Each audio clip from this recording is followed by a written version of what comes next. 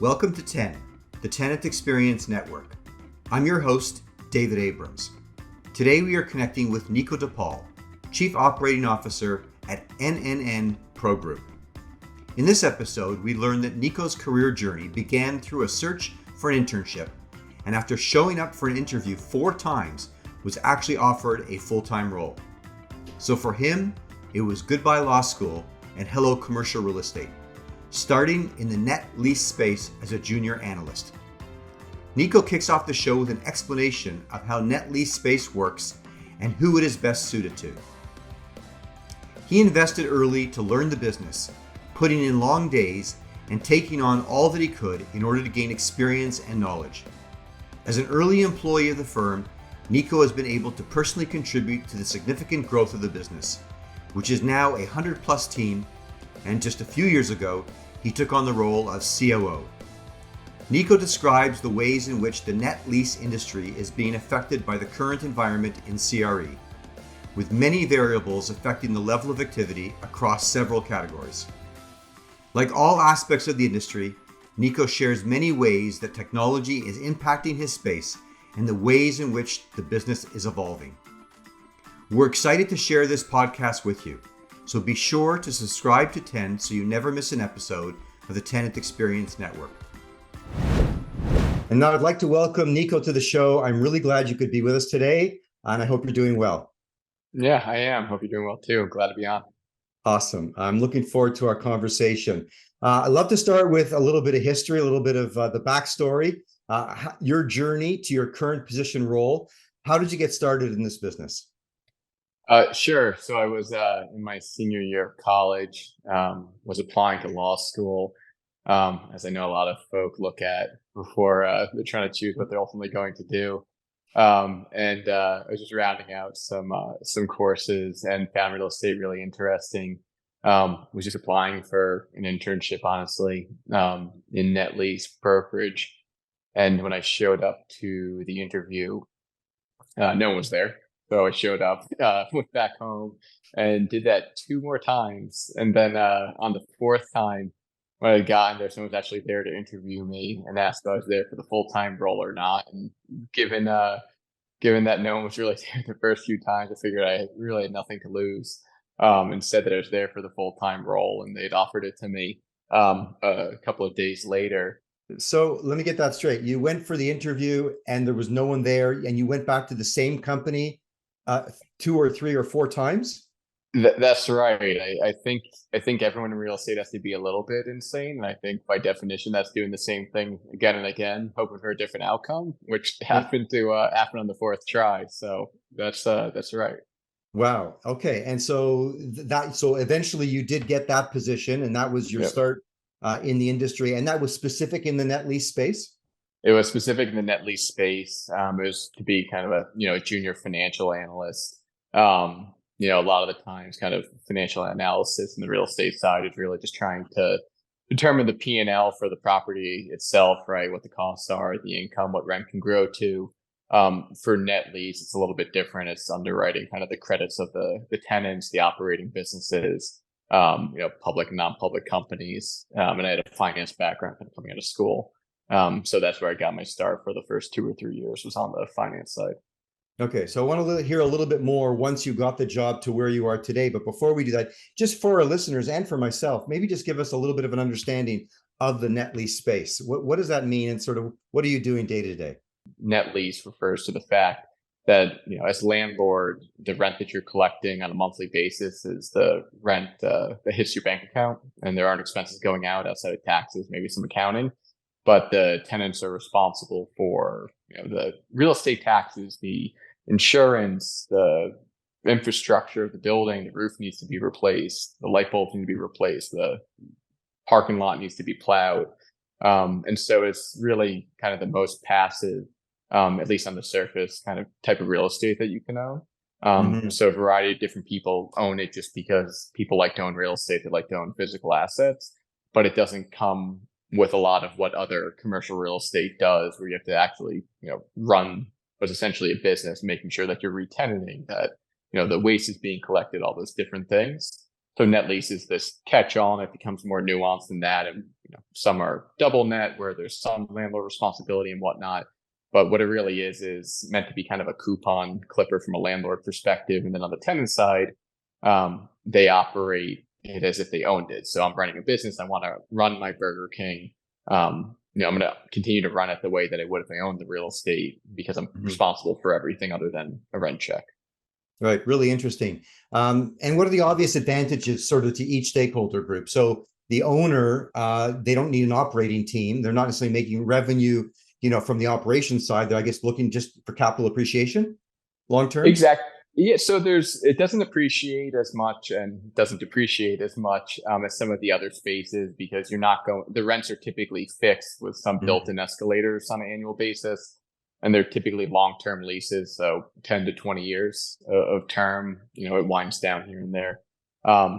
But so you're really collecting an annual income stream, and it's meant to be like residual income and regular income that's coming in. So a lot of retirees own net lease as well, because it's just a different way of investing and collecting the rent that's coming in without having expenses. And so it's similar to, you can buy a lot of company stock. Right, for the same type of tenants, where there may not be a dividend and you have your ups and downs and your appreciation, but I can buy real estate, for a publicly traded company and collect what is essentially a dividend. So I'm collecting income annually while still putting out the same, and I own a physical asset while having that same credit. So it's meant to be more passive. With any investment, though, you're investing it, you have to manage your investment, right. And monitor different things. But as the landlord side, from their benefit is, you don't need to be overly sophisticated. You don't have to know every market in and out. And I can be in New York and own something in Alabama or California or Mississippi, wherever it may be. And then from a tenant side, they get to operate their business the way that they would otherwise. For the most part, they all have quiet enjoyment. They all get to run it the way that they would. I can't build an amusement park on a McDonald's parking lot as the tenant, but I can run my business the way that I'd want to. And it's just a way of them getting locations open, and it's just another source of capital, right? If I have to go and build it and put out the money to do that, it may not be the most efficient thing for capital when I'm the business. So I sell the real estate to a landlord through a sale leaseback, or a developer builds it for me and I sign a lease. I get my business, I'm paying a rent, and I continue to focus on what's important to me versus kind of running, real estate and finance markets. Makes total sense. And not every business, necessarily can be an expert in all aspects. And certainly real estate, being so specialized, just takes that sort of burden off of their backs. And to your point, allows them to focus on their core business. So Nico, with all that you've accomplished to date, what do you think has led to your success? What has helped you to be successful? Yeah, I think first and foremost is working hard, and not really treating it like a work week, right? It's not Monday to Friday. It's a full circle. I think when you're working, it's 7 days a week, and some days may be lighter than others, but I work a lot. So that's going to be the biggest thing. I think part of it is hating to lose versus liking to win, right? Wanting to make sure that we've succeeded, not just personally, but as a company doing that. But beyond that, I think, right, because some of that you can just do. I think the biggest piece is learning as much as possible, like I alluded to in the beginning also. I think I take a lot of pride in the fact that I'm pretty well knowledgeable in our space, and I try to know as much as possible of historical transactions, ones that haven't happened yet, what's going on, knowing the space, knowing the market. And I think people come to us from an advisory perspective, at least, because we are the most knowledgeable in the space. And I think that's probably the biggest thing. And I employed that as a company, but to myself more specifically. And I think that helped build a reputation. And then also just being COO means managing a lot of different things, wearing a lot of different hats, and seeing the larger picture on everything. So I think that's been one of the biggest pieces beyond working hard, because kind of everyone can do that. I think it's just seeing everything as a whole and knowing as much as possible, so that people come to you. Right. Nico, do we have to have a conversation about work-life balance? I think it's a conversation that a lot of people have with me. It's gotten I've definitely gotten better because I have two little ones. Okay. And my daughter's only about 8 weeks old, so it's Then, definitely yeah. well, maybe it's too late for the conversation, but I think your reality has probably got to be playing a factor in hoping to rebalance that a little bit. Yeah, that's right. That's also why I'm sitting on a couch right now, trying to take some time with the family for a little bit during the summer. So it's Amazing. yeah, it's great. Well, and congratulations on the new one. Then Thank you. that's awesome. So listen, this is where we get to go a little bit deeper into the industry, and you alluded to some of the challenges that your industry is facing, and maybe why the fact that your company has sort of branched out and has taken on more parts of the business has been a good thing. But we want to delve into sort of your mindset, your expertise, and as we look at commercial real estate, we know that it's still the largest asset class in the world. That has not changed. However, it has gone through a very challenging period, not the first time, but certainly one of the most prolonged periods of low levels of occupancy. And I think we're still in a place where, the industry as a whole is trying to figure out what business it's in. It used to be just, build it and they will come. They were in the space business, provide space and people are likely to rent it or lease it. And I think we recognize today that it's very different, that the physical workplace is now it's part of a much larger workplace ecosystem. There are more options in which you can be and work from and live from. And the boundaries between the two, I think, are also blurring. So, again, from your sort of lens into the industry, the types of buyers you're seeing, the types of companies that, are deciding to, move towards a sale leaseback versus owning and being an occupant of their space. What's changed? What is different? What was going on now from, really understanding the industry and emerging to this new world, specific to what you do every day? Sure. So it's a little bit unique relative to kind of the rest of the commercial real estate world, right? Because a lot of the rest of the world focuses on, like you said, the occupancy coming into the office on a daily basis. Whereas a lot of what we're dealing with on the net lease side, we do industrial office. That net lease still exists there, so it's a component to it. But a lot of it is retail or healthcare or entertainment or education, where people have to come in, Okay. right? Because it's I'm going to pick up food from a chain restaurant. I have to bring my child. I think what we learned a lot from being remote was that education is better in the class, right? And being Right. there. So, for early childhood education or K through 12, which falls into net lease too, people are bringing their children there. Um, and so you're seeing a lot of that. What I think has been interesting for us is how the businesses are thinking about locations long term, right? Talking about sale leaseback, not knowing if I want to sell the real estate under a sale leaseback and commit to a 20-year lease term because Right. I don't know who's going to be in this area, right? It's not a destination. Maybe it's a Wendy's that people are driving by, so it needs to be well positioned, or there needs to be the office space there because they're getting a lot of daytime customers and whatever it may be. I don't know now what that market's going to look like 5 years from now, 2 years from now, Right. 10 years from now. So I don't know if my business is going to be profitable there. Do I want to sign up for these long-term leases? So I think we're seeing some of that from impact, and then also just from the businesses too. Just that it's becoming more and more difficult to necessarily hire the same way it is for other groups who are trying to get people to come into the office if it's more finance oriented or law or whatever it may be. So I think that people in our space are, from the development side and from the businesses operating, are thinking through too, where they really want to be and what has Right. long-term viability, and can I actually staff and can I get people to come here, because remote type of roles or quasi remote type of roles are becoming more and more prevalent. So it's interesting how it's playing too, because ours isn't once the lease is signed, if the credit's there, I'm not as concerned about it's going to become vacant relative to if I have office space or residential or multifamily. But I'm concerned if I need workers to produce the product that I'm trying to sell. Or I need residents in the area who are going to bring their sick dog to the vet's office or whatever it may be. Right. So I think we're seeing that as people look at it. But then too, I mean, a large part of net lease also has been, headquarters sale lease back or Right. manufacturing distribution with office component.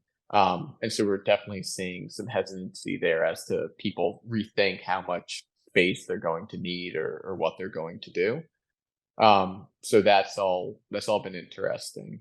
And then beyond that too, it's just how people think about their experiences, right? I think a lot of remote is being determined too as what experience am I getting from my job? What experience am I Mhm. getting from the apartments I'm living in or the condos and the amenities and everything else that I have? So I think that's transferable to my space a bit too, as the same four wall box that they've been building may not necessarily be the thing to best service their customers, their clientele. So it's all being impacted, right? As people think about occupying office space or where I'm going to live or how mobile am I going to be. But I think it's just a little bit different, kind of how it's impacting our space than Yeah. office or Interest whatnot.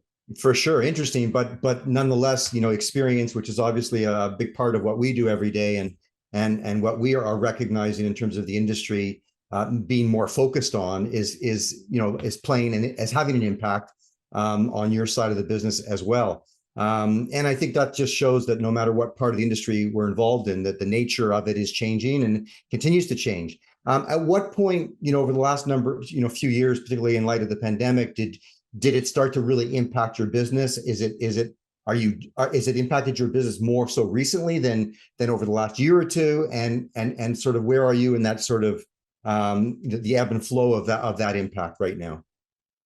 Yeah. Just given that, for the same reason, office occupancy or people moving different things aren't as impactful, they're still impacted, but aren't as impactful in net lease. The pandemic, at least the first year, and kind of depending on what markets you were in, was definitely more impactful too, just because places couldn't be open for business, right? Right. I couldn't enter into the dining space, we couldn't go into school. And so definitely impacted, I think, too, how people thought about buying real estate, and then Mhm. the operators thought about doing the sale lease backs. Am I going to need the space 5 months from now? Right. It was on a much more condensed timeline. So I think it was uh, like a more abrupt kind of disruption in our space Mhm. where everything kind of ceased for a little bit. Just because people thought, hey, how is this going to kind of change our worlds here? At the same time, as things started to loosen up a little bit, I think net lease became probably one of the most popular real estate classes, kind of heading into like the end of 2020 and then Right. really up into like the end of 2022. So call it like a little bit more than a 2 year span. Um, just because looking kind of, what wasn't necessarily fully open, but what did well, fast food restaurants did tremendously well. Right. And they actually became more profitable with closing down their dining room space and having the drive-throughs, and also emphasized how important it was to buy real estate that had a drive-through. For schools, I think it supercharged how people thought about daycare and early Mhm. childhood education. Parents realizing how difficult it was to have their kids around all day while they were trying to Right. work as well. Um, and then too, just industrial, I think had a big boom in our space too, as people thought about buying and thinking about manufacturing, distribution, and what that meant. So it was really tumultuous, where there's call it a 4 to 6 month kind of stoppage in what we were doing at all, but I think it shed light on how integral it was. What we're really experiencing now is just the impacts of financing and kind of the lack Right. of availability is the biggest thing that we're seeing. And I think from a more long term, more so since 2008 to kind of 2010, um, we're seeing kind of the similar types of impact in the Right. in the space, just because there's not an availability of debt, or a combination of available debt that's extremely expensive and the selling market that hasn't necessarily caught up as much as they should, or recognizing kind of where rates are, is really what we're seeing. At the same time, um, you know, businesses continue to grow, they need to open locations, they need to do Right. different things. So it all kind of ends up meeting the market, and sale leaseback and net lease really is just another form of financing. It's just another piece of the capital Right. stack. But we're hurting like anyone else is as far as you look at that. That also means there's a lot of opportunities on both the buy and the sell side for what's really great real estate and great businesses. But I think it's interesting to play out as anything else does. I think where there's maybe on the financing side, 'cause we're utilizing a lot of the same banks that the rest of the commercial real estate space is, where there's maybe some concerns on defaults or office space or the housing market and what that's going to look like. I think that's kind of impacting our space as well, where it necessarily shouldn't, because the core businesses are strong and they're doing well, and most of this they're doing better than they have in the last 3-4 years. But it's interesting to see if that sentiment catches up, Right. a year from now or 3 months from now. Right. Now, there were a couple of, I think, high-profile sale leasebacks announced for some large single occupier users of space. So do you think that will start, given, capital constraints, given sort of maybe, overall asset value, not what it was once worth? And again, these companies looking to really focus in on their core business. Do you think there'll be more of those as sort of the world equalizes, in a sort of way? I think there will be. I think some of the companies that a lot of private ones, some public ones that are well positioned, but I think the ones who have access to a lot of cash on the balance sheet, or maybe a facility that they put together before rates had went up, I think they probably will sit on their real estate, just knowing where values are. But I Right. think for the most part, everyone else, again, it needs to be kind of perceived as another form of financing, just the same way real estate debt markets are really tight right now. So are the business side of debt, opco loans, and everything else.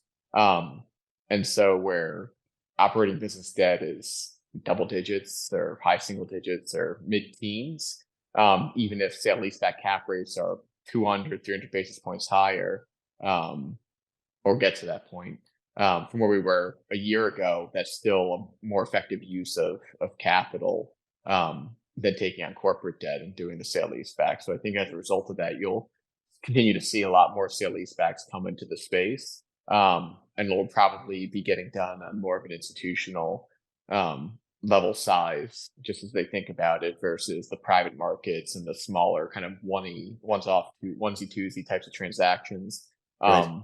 until debt shakes up. But I think we're seeing a lot of groups too who are doing sale leasebacks who wouldn't have thought about doing that for the last 10 or 15 Right. years. So they didn't have to. So I Right. do think it'll continue to grow. Right.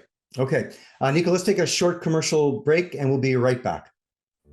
This episode of 10 is proudly brought to you by Hilo. Hilo is a rapid deployment workplace engagement platform for the hybrid world that enables building operators to connect to their tenants, whether they are at work, at home, or anywhere in between. We are in the midst of a seismic shift in the evolution of the workplace. Now more than ever, it's clear that the most important asset of a building is the people. Commercial real estate leaders recognize that tenants and employees want new kinds of spaces, services, and amenities to support having the flexibility to work from anywhere. Workplace engagement solutions that connect hybrid working people to buildings no matter where they are have become a major differentiator as buildings compete to retain current tenants and attract new ones. Hilo empowers building operators to meet this challenge. To learn more about Hilo and schedule a demo, visit hiloapp.com. And now I'd like to welcome back to the show Nico DePaul, Chief Operating Officer at NNN Pro Group. Again, really enjoying the conversation, and thanks for being with us. Happy to be here. So, we've talked a little bit about technology and certainly about experience, starting to hint at the fact that experience is becoming a pretty important factor in commercial real estate across the board. We, of course, are very focused on, workplace engagement. And I think that's uppermost in everyone's minds, particularly as we continue to understand what this new hybrid work world looks like, and also how it impacts on the multifamily side as well, with people, living and working in their suites and not even leaving during the course of the day. So just curious, again, through your lens of the industry and what you do every day, with a focus on, again, continuing to meet the evolving needs of people in buildings, what technologies, if any, are you seeing that are gaining traction in helping to contribute to the way in which either buildings are being transacted and or people are having experiences? Sure. On the transaction side, I don't think as far as kind of just the buying and selling, we're seeing too much of an impact. I think in our space in particular, where we're seeing a lot is on the research side, on the knowledge side, and kind of how prospecting is going too. I'd say now more than ever, definitely, we're seeing a huge growth in the private market and even mom and pop type of buyers who are Mhm. subscribed to a lot of the same different MLS systems or databasing systems that we use, that everyone else in the industry is using to source information, to find opportunities, to find listings to buy, to find transactions, to see what the property traded for several years ago, what traded down the street, what just leased up. And I'm seeing more and more people have a co-star account on the private side than I ever Right. seen. And the net lease side, we use Crexy a lot too, but we even see some just buyers and sellers only have a few properties using different Salesforce plugins and different things too. So it's really interesting from that perspective as we try to see people search for knowledge um, to make themselves more educated buyers and actually go through things. Um, I'd say more particular to net lease is kind of two prong on the prospecting side, which advisors are using a lot. There's a ton of programs that have come up to try and figure out, who the sponsor is behind something, even if it's a private company. Who's the biggest shareholder in something. When on a public side, when corporate debt's coming due, where their bonds trading. Mhm. So it's really interesting as people have been doing that. And then two, just using we're one of the few people in our space who go and visit every single property we're selling in or buying, Right. which means a lot of frequent flyer miles, which is great. We get to see a lot of the US too, which I think is a bit underrated, and not realizing how diverse and interesting everything is. So it's nice from that perspective. But you know, at least when we're doing the initial underwriting, you can do so much online now, from Right. street views and everything else, and using three different programs to measure the lot yourself and figure out how big the building is when you don't have a survey on hand or whatever it may be. Uh, um, and then two, on the tenant kind of operator side and the landlord side, using different programs for either managing their portfolio on the landlord side or on the Mhm. lease admin side. There's a variety of different new companies, some that are only a year old, that people are using on the lease admin side, or trying to figure out the new accounting standards with how they have to record their leases. Um, it's been really interesting to see how much has come out. And then Right. lastly, too, in net lease in particular, there's a big emphasis on how a business may be performing at the location you're buying. Mhm. A lot of the times the lease will have financial reporting, but a lot of times it won't. Um, that's probably where we've seen the most growth in like the last 18 to 24 months, for programs that are using, the same way we would on the development side try to figure out what's a good site to operate from, cell phone pings or geotags or whatever it may be. These companies are using it to estimate sales Right. for what might be on the corner, how many patients this doctor may be seeing. So it's made a lot of the investors more knowledgeable in our space, and it's also made a lot of successful brokers and advisors, more so than when you'd have to go down to the county to figure out who owns the property and then search their Right. phone number, get 30 of them in LexisNexis and whatever it may be. Right. So we've seen a pretty big boom in what I'd say is a very finite amount of time, the last 2 to 3 years, kind of max, as people have tried to get more educated. And I do think it's revolved a lot around kind of the education side for Right. us. Well, So, it sounds like within the broader CRE universe, there's some opportunity, and it sounds like there has been, but maybe even still going forwards for some specialized technology within your specific segment, and that's exciting. And it yeah, sounds it like is. you're already starting to see some of that. So thanks for sharing. We didn't touch on this earlier, but by the sounds of your comments at one point, I think obviously I didn't ask, but I guess you're national. You're servicing clients across the country. Yeah. So the benefit of net lease is that there's good real estate everywhere. It's not Right. all it's not all in coastal towns and cities or urban areas. As Right. I think we tend to kind of think it's all over, and that's really the benefit of net lease, is that again you're collecting a check, the tenant's responsible. you still visit your property every once in a while, make sure the lights are still on, they're in Right. fact running it, which we do. But yeah, we're national. We transact all throughout the U.S. We're headquartered in Manhattan, but we do the least amount of in kind of all the states, or I guess all the Okay. cities in Manhattan, interestingly enough. So it's a lot of travel on the road, people Right. specializing in different things. And then a decent amount of international too. Net lease kind of transcends just the US. We do a lot in Canada and Mexico, and then a handful in Europe and South America, and a variety of things now. So it's a bit more transferable. And again, it's sophisticated in the sense that we're underwriting a lot of credits and financials and Right. everything else. So it's complicated from that end. But it definitely is easier to underwrite than a lot of the other kind of commercial real estate specialists that are out there, and investors, where they have to drill down to that specific block to know what the market rent is and what the vacancy rates are going to look at. So it's Right. a little bit easier to underwrite on the net lease side and transact in different countries. Amazing. Very cool. I really enjoyed this conversation. And again, learning about a part of the business that I wasn't as familiar with. So thank you for not only sharing your story, but educating me and our listeners as well. Our closing speed round is an opportunity to get to know you on a personal level a little bit better. The first question already scares me a little bit, but what do you enjoy doing when you're not at work, which we already know is a problem for you? Well, I'm working remote all the time, so it's Right. everywhere's work. But it's definitely time with my kids and my wife, spending time. I don't. I'm doing what I love anyway while I'm working and doing everything else. So my free time definitely goes to them. Okay, that's fair. What is your favorite drink or beverage of choice? I don't drink a lot of different things, a variety of different things. So it's definitely water, Yeah. unless we do coffee as a close second. But it should probably be water. Okay, which is a good choice. Again, probably not a lot of downtime, particularly with a new baby at home, but any favorite movie or current TV series that you're watching or binging on? What am I currently watching or binging on? Um, I'm not binging on it, but unfortunately, because it's made my life miserable, a diehard New York Jets fan. Okay. And Hard Knocks started last week. So that's definitely going to be probably the thing that I'm squeezing in on a weekly basis All to right. watch and have Aaron Rodgers give us some hope, hopefully, Cool. for this year. All right. One way in which technology has improved how you live or work. Um, I would say that I probably do 75, 80% of what I'm doing from my phone, which has been the biggest thing. And, I think in our space in particular, just because too, we have a lot of our investors are on the go and they're looking at their phones.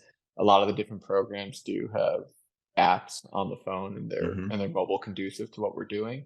Um, that's the biggest thing for me, being Yep. able to, from a prospecting standpoint, or pulling up Salesforce, or running through just our database ourselves and how our internet works, is really meaningful.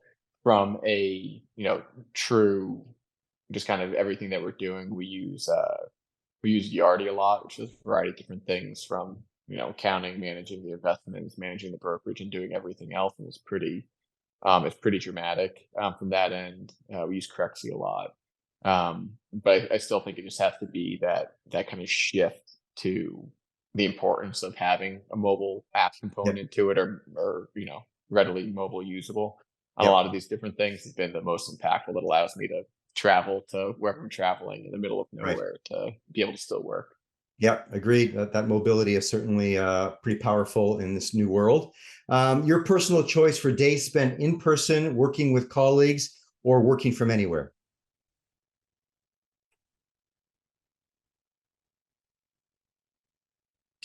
Definitely prefer, to sound old, I prefer being in the office and being around Okay. all my colleagues Okay. is what I like to do. I think as we've had more and more people come in, different generations, they probably don't agree with me, but Right. that's definitely where I like to be, and kind of where I'm the most efficient. I think we're still in a world, in an environment where we're trying to figure that out. I don't think Yeah. it's definitive. I don't think what we're seeing necessarily is what we'll see 3 or 6 or 12 months from now. I think it's very much an evolving extension of this experiment. And I think it's going to be exciting to watch. I think that we know that flexibility is certainly what everyone desires. And as long as we keep that in the back of our mind and focus just on doing great work, wherever that might be, I think we're all going to be a lot better off. I agree with you. Yeah. Nico, thank you so much for joining me today. I've learned a lot. I've really enjoyed the conversation. I hope this will be the first of more to come, and wishing you continued success, and let's stay connected. I appreciate it. It's a lot of fun. All right. Take care, Nico. Okay, be well. I want to thank Nico DePaul for joining me on this episode of 10 and for contributing to the global conversation around buildings, being part of a robust ecosystem, helping to build great companies, and that they are vital in the effort to cultivate and support great people and teams. The future of the workplace will likely take many forms, and we will continue to explore what that looks like together. Subscribe to 10 for more conversations with leading CRE industry professionals and experts who all have something to say about tenant experience and the future of the workplace. We love hearing from you, so if you enjoyed this episode of 10, please share, add your rating, or review us through your preferred podcast provider. If you or someone you know would like to be a guest on a future episode, please reach out to me directly at david@hiloapp.com. And until our next episode, I wish you all continued success in building community where you work and live. Thank you.